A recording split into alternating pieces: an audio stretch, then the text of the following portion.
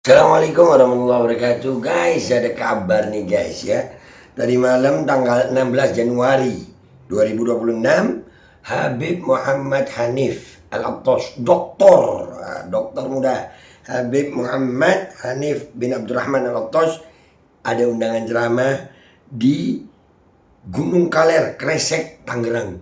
Di kandangnya Imat Habib Hanif ceramah.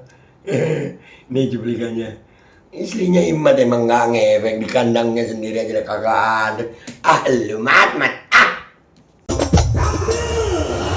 Kresek semua angkat tangannya, takbir.